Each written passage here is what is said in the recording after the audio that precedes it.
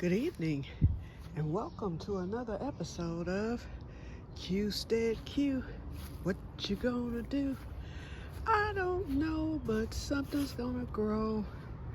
Well, y'all, I conducted the experiment, and I must say, Houston, we have a problem.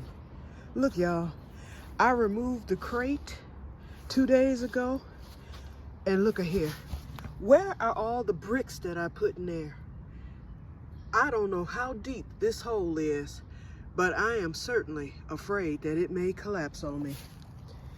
Because this doggone groundhog, I can't even see no ending to it. And y'all know I had it totally blocked off with the bricks. I done poured gasoline down in the darn hole. I done everything. And he has escaped. I'm scared to step over it. So I'm getting ready to put two of these here to cover it all together. And then I'm putting the crate back and it will remain. And I'm gonna have to get my nephew over here because my sister had one similar, and her son, my nephew, poured cement into the hole and blocked it off altogether. And so that's how they did it. And then she poured some dirt on top and planted some grass or put some sod or something. But you would never know that that had happened to her. Look at this mess. So here we go. And on Monday, I think I'm gonna go, well, I can't lift the cement because I'm on a 10-pound weight restriction. But I'm gonna have to get something to fill that hole in. But I'm still scared it could collapse. And that leads right to the shed.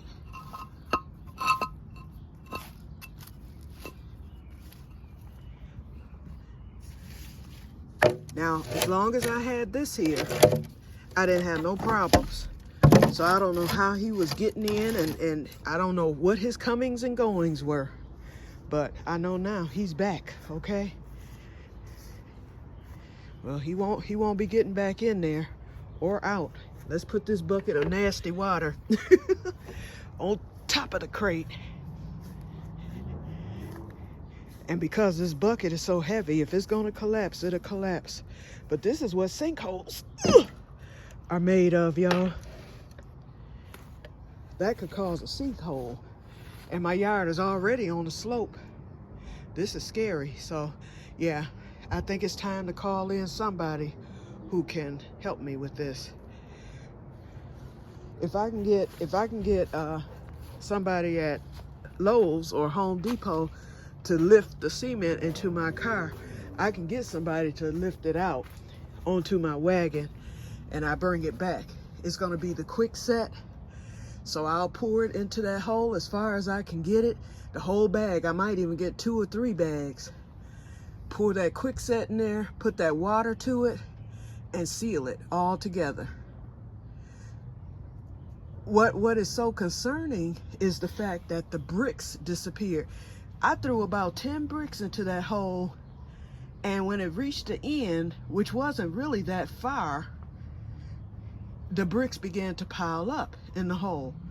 So my question is, where did those bricks go? I couldn't even see them. And I know I put 10 of them in there. They were the small square ones, mind you, but they were still bricks, and they covered, y'all saw it. In fact, I'm gonna look at the film again and see exactly where the bricks were. But how that darn monster, he must have dug around the bricks and just kept digging until the bricks finally just went on under somewhere. So who knows how deep that hole is. That's why I said I'm scared it could turn into a sinkhole. It could be 10 feet deep. I step off in there and that ground go beyond me, and I'm missing forever, okay? So I'm gonna make sure that I tell everybody, my sister, my whole family, if I come up missing, y'all get the fire department to the hole, because I'm down there with the groundhogs who will probably eat me, okay? So I gotta get something done real quick. So I'm gonna try the cement, but I'm still gonna call my nephew. and ask him, okay, exactly what did you do? And he'll probably come over here to assist to make sure that I get that right. Because like I said, we're on a slump here. Anything could happen. And who knows how far that thing could be digging. He might be tunneled all the way here into the greenhouse, although he can't get up in here. He's not going to be able to do it, but he could tunnel enough to where it could be wide enough for that whole ground to give way. Wouldn't that be something? I come out one day and the whole greenhouse is buried. And we do have sinkholes in Michigan. I know they're more common in Florida. They're common in areas where there's lots of water. And what is Michigan, y'all? The Great Lakes State. I live around 3 lakes. That's why we have these animals and different things, you know, roaming the neighborhood and all that. Because they keep building in their habitat and they have nowhere to go. We have woods, you know, and then it's woody in our neighborhood, full of trees and all that. And they come here. So, you know, they come right into the neighborhood. You will see as the summer progresses. Right now I'm dealing with the groundhog and whatnot. But we have some of everything. Skunks, we have raccoons, we have possums. You name it, we have it. Wildlife. Okay, so anyway, I picked 4 more strawberries, y'all, on a happier note. But I'm very concerned about that hole, but at least it's covered for now. So whatever it is, he's not getting back in there, nor is he getting out. If he's down there, he's not coming out. And if he's not in there, he's going to try to go back in and he's not going to be able to get in there. So he'll probably set foot under my deck, which is fine because once I get that wood on Monday, then that's the end of that. So now I'm scared for Gerard coming to get the lawnmower. Because he's got to step over there, you know, so I don't want anyone to get hurt or whatever. And I'm definitely not stepping back over there, not for now, not yet. In fact, I'll ask Gerard, well, I don't know if he'll know what to do, but I'll ask him, you know, he'll probably, with the cement, I'm quite sure, I'm going to ask him, okay, I'm going to go get some cement and can you, you know, load it from my car to the wagon and then, you know, wheel it back. And then he would probably help me get that hole filled in. Okay. Oh, Lord, it's always something, y'all. Always something. But anyway, what I did today is going to rain. So that's the reason why the grass didn't get cut. Nothing got done. We're scheduled to have rain, and you can look at the sky and tell it's going to happen any second. Okay, so we got rain coming today and all day tomorrow. It's not supposed to clear up until Monday, and then it's supposed to heat up again. So, and then Gerard will probably be back to work. So more than likely, I might end up needing to cut myself because he works midnights and that's a hard shift to work. And then he has children and he has to be, you know, to pick up the one from school at 3, and then he has the little children. It's a lot, so he's not getting much rest. So that's why, you know, when he does it on the weekend, that's when he usually does his.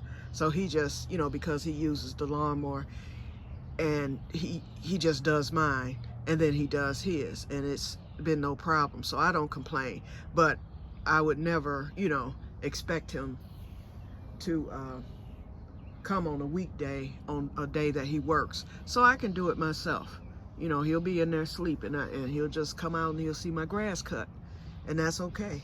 But he's still welcome to use the lawnmower, you know that. I have no problem with that.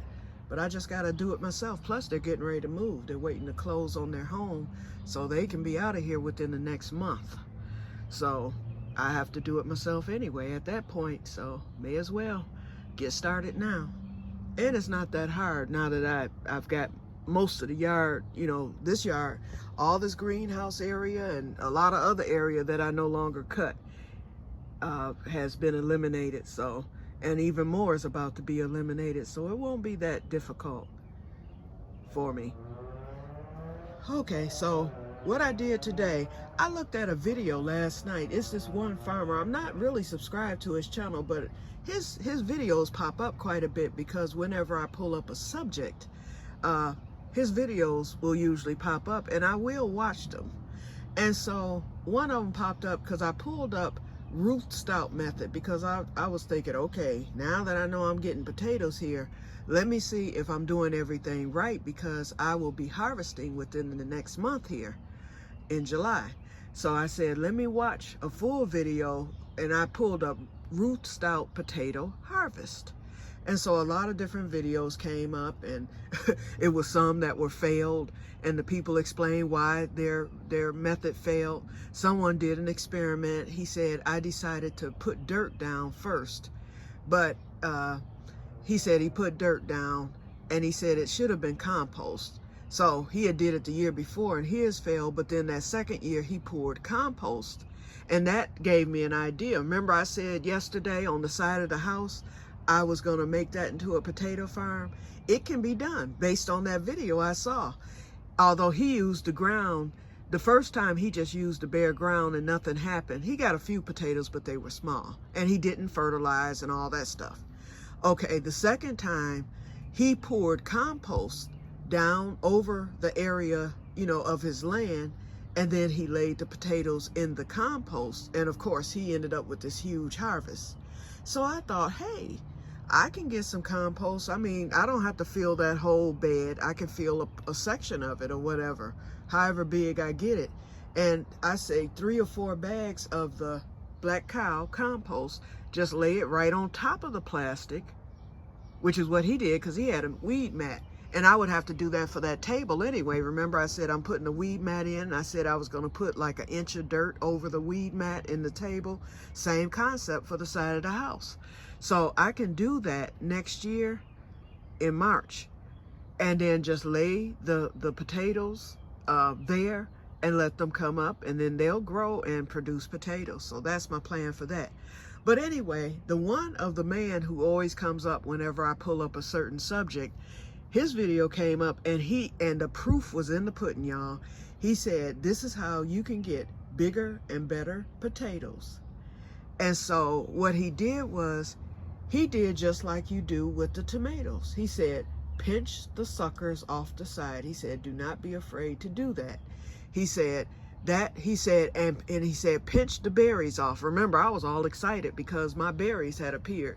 And the berries do indeed let you know that the potatoes are growing. That's when, but the energy will go into the berries and the blooms and also the suckers. So he said, if you pinch off the berries, which are poisonous to humans and animals, he said, and if you pinch off the suckers, just like you would with the tomato, he said the energy will be concentrated on the root of the potato, on the roots, and your potatoes, you will get more. He said, make sure you keep them healed. He said, because the higher you heal them, he said, in fact, heal them up to where you start pinching off your suckers. He said, heal them up that high. He said, you'll get more potatoes. He said, and you will get bigger potatoes. So I said, that makes plenty of sense. So then he showed his harvest, and the proof was in the pudding. He had a lot of potatoes. In fact, I think he had planted 4 potatoes and ended up with 40 or something like that. I can't remember.